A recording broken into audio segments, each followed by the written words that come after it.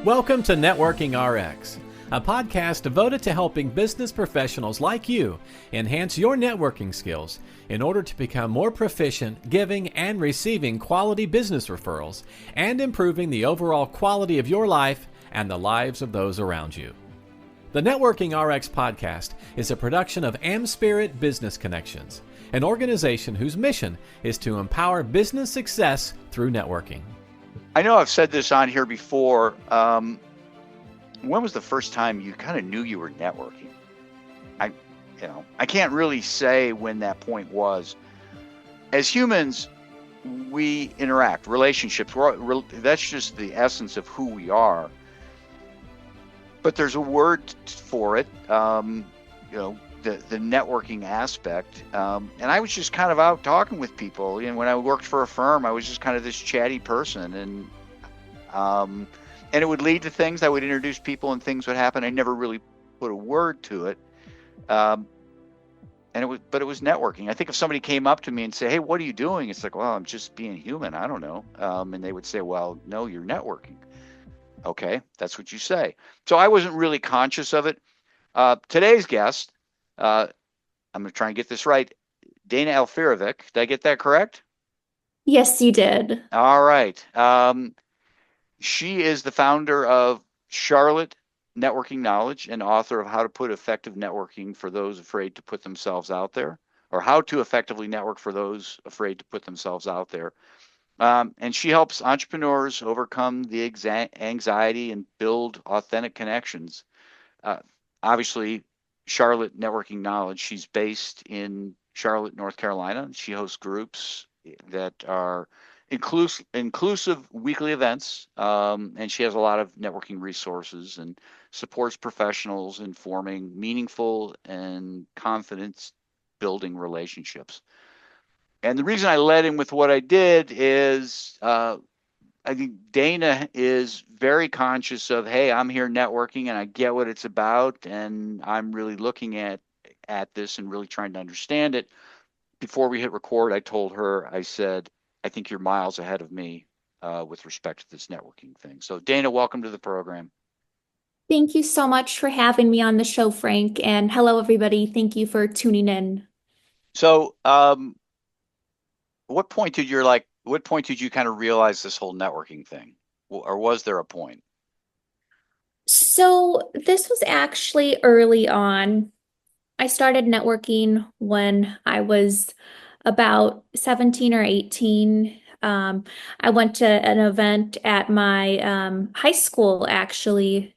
They had an event for the career fair, how to network with professionals, and my mom encouraged me to come, and it felt super awkward, and I was like, I hate this, but that was my first experiencing networking. So kind of early on, I realized that this is something that, is I dread, but well, I used to dread it, but also that this is something important if you want to get a job or excel in your career.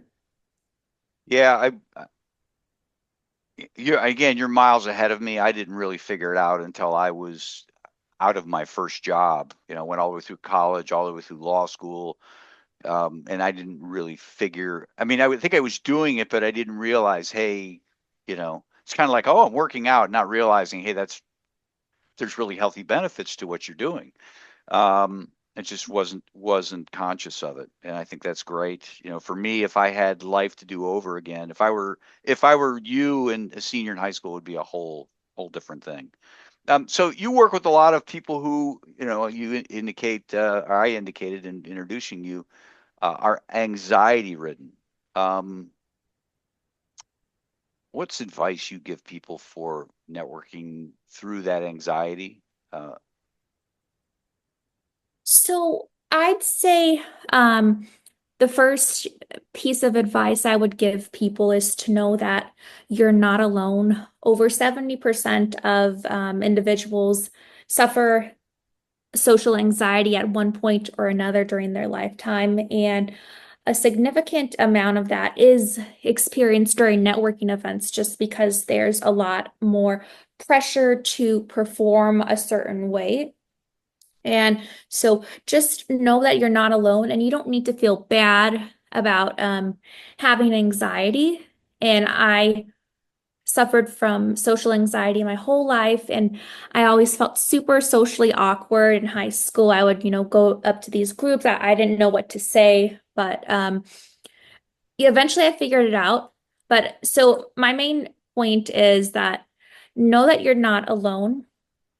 But I also recommend choosing a networking goal, which will help motivate you and also help reduce your anxiety. So, you want to have a long-term networking goal for the year. I recommend something that is specific and realistic and achievable. So, let's say, why do you want to network? To get more clients. So, if your goal for 2025 is to get three more clients networking, every time you go into a networking interaction, you're going to have that in the back of your mind.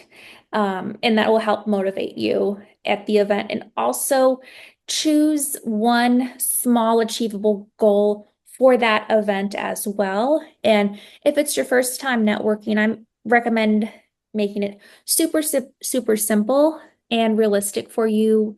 So, for an example, you could just say, my goal is to talk to one person at this networking event, just one person. And you want to make it as simple as possible, because when you do have those anxious thoughts in your mind, you can just say, okay, I'm just going to focus on my goal. One person, I just got to talk to one person and then I can leave. And by doing that, because sometimes I don't even want to go to networking events, or sometimes I get anxiety for, public speaking or other things. And I just say, I got to do this and then I can leave. I'm just here. Let's just focus on that. But really recommend that goal for the Yeah. network. Yeah, no, I mean, this is a great interview. I feel like I could just like walk away because you're telling. Um, one of my questions was, do you have social anxiety? Do you ever run into it? And you answered the question I had, which I think is great.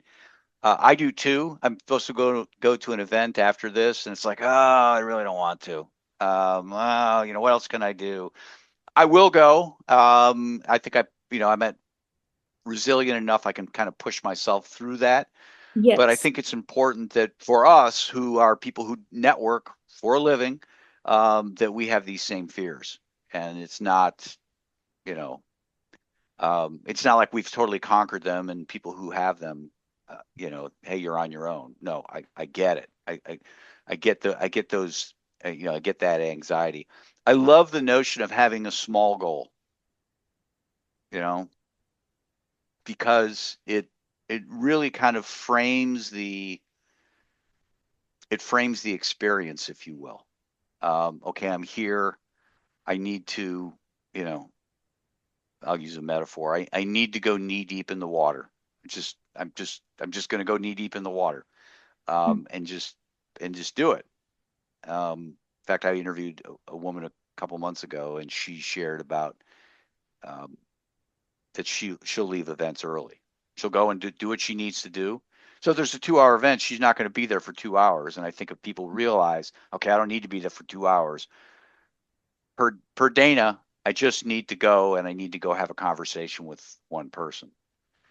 And exactly, you don't actually have to be there the whole time, especially if you are more introverted and don't actually enjoy talking to people, or if you don't enjoy networking, but you need to do it to help advance your business. You don't need to be there the whole time. Just be strategic in your approach and your efforts. And as soon as you hit your goal, you can leave. But typically, I find when I go to an event and I'm kind of, anxious or something, or just honestly kind of not feeling up to just being, acting cheerful and positive, just want to chill at home.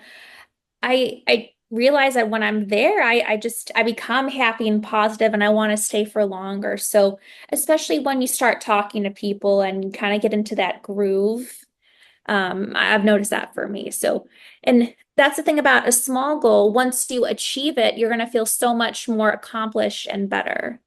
You'll be like, well, I can do that. What else can I do? Let's talk to two people. Two Yeah. people. Let's talk to three people. the metaphor I have used from time to time, I use swimming. I grew up in northern Michigan, and the water is generally pretty cold. But once you get in, it's okay, right? You kind of acclimate really quickly. And that's how I've found with respect to networking. The event tonight, I will go there. I've already told somebody I'll be there, so I will go. And it'll go fast. And at the end of it, be like, oh, that was why. What was the big hang up here? I don't really have a hang up. It's Sounds like all you in do. mind. It is. It is. It's totally in your mind. You deal a lot with beginners. Maybe that you'll touch on. You've already touched on some of this stuff, but what are some practical tips for those who are new at networking? And there's always somebody new at networking. Yes. So I'd say if you're new to networking, you want to have an elevator pitch, which is basically your value proposition. And I personally don't like the term elevator pitch because pitch feels salesy, but you still want to deliver that, value proposition, and don't be afraid to deliver it. It's a networking event. You want to pitch yourself, and it's not salesy doing so. But so I'd say you want to have the elevator pitch, and it's very important that I have a three-step formula I use. You want to say what you do, who you help, and how you help. So basically, you want to say, what value you bring them. So, example, a lot of people say, I'm, in financial services, but it's not really clear to who they help or what they specialize in. Like, what exactly is that? Or a consultant, like, who do you consult for? Like, what kind of consulting do you do? So, if you are, so for an example, I'm a networking consultant. So instead of saying, oh, I'm a consultant, I can say I'm a networking consultant. I help companies train their employees how to network effectively to increase their sales and increase their revenue. Okay, good. That's good. So people get started in networking, they're going to events, you've got them to just kind of do that small little meet somebody for the first time, have their, whatever sorts of things. But the pushback I get, pushback probably you get with respect to networking is oh, it's all very superficial, it's all very inauthentic. It's people come in with their elevator pitches and it's all very pitchy. How do you work with people in building those meaningful connections, so they feel like, okay, I've gone to the event and I've really kind of have an asset now. I've got somebody that I can come back and see. So I'd say you do encounter a lot of superficial people at networking events, those card sharks who are like, oh, hey, I'm Joe. Here's my card. Call me. Even they have no idea if you're, in their target client or if they're even in the need of your products or services. So I'd say you don't want to have someone, you don't want to offer your services until they know like they're actually interested, but you can talk about your services. I think that's different. Like saying your elevator pitch versus actually like asking them if they'd, like to be a client before like kind of understanding them and learning about them. But I'd say to not to be superficial, you want to focus on building those long-term relationships and you don't want to just get a one-time customer. You want to build those long-term relationships so you get referrals because the cost of acquiring one customer is a lot more expensive than acquiring a repeat customer, and referrals are free. So, some things to do to build those long-term relationships is focus on how you can give value to the other person. And even people who maybe new to networking or young, they might not think they have value, but you can always offer value in some way. It doesn't have to be actually like mentoring them, but that could be an option. You could introduce them to someone, you could refer them to someone, you could be their client. I've met a lot of my service providers through networking events. You can share knowledge or kind of some tips or advice. You can just provide, support and encouragement. Even someone just asking to meet with you just to learn about your industry. I think that's always a good thing that benefits both people because the person who is more older and experienced, they get to reflect on all of the things they've achieved and they go out of the meeting feeling really accomplished and feeling positive about their accomplishments. So I think focus on the other person and always try to provide value in some way and also stay in close contact with them, text them, email them, message them. And I think an easy way to do this is to invite them to other networking events or just check in and ask if they're going to go to the same networking event. But by getting involved in groups and being active, when you see the same people over and over again, that'll automatically build that trust and you'll be a lot more likely to get referrals that way. But one thing I want to point out to our listeners, Dana is originally from Chicago. She moved to the West Coast and now is relocated to the East Coast. I mean, she literally walks her talk. I mean, she went out to the West Coast and built a network and then has shown up in Charlotte, North Carolina, which I realize is not on the water necessarily, but it's, from my perspective, it's close enough. So now you're on the East Coast and really having to do these things. I know people who've lived in their communities their whole lives. When I say community like Columbus, it's a couple million people, and are apprehensive about getting out there and doing things. But you're walking the talk. It's great.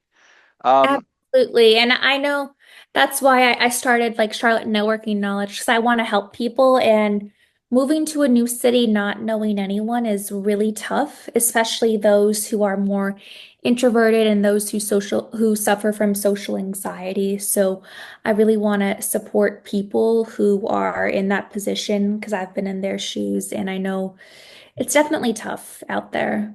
Moving is hard enough, but moving and not knowing anyone and trying to build a network when you're shy, very tough. Yeah. You're doing it.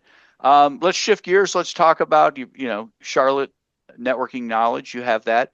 You also will coach people. So, someone listening, wow, she sounds great. I'm not in Charlotte. I'm in San Diego or whatever. You work with people all around the country. You want to talk about your practice and types of things you do? Yes, so I also offer networking coaching services. So I'm a networking confidence and success coach. So I help my clients become more confident in networking, and I also teach them effective networking strategies to help them succeed and how to leverage their network to get more clients and referrals.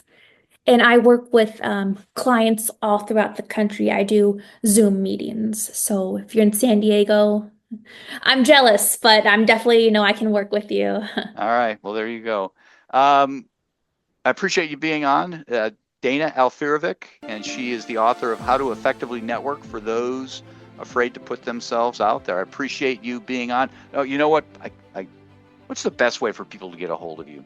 Can't wrap up without doing that.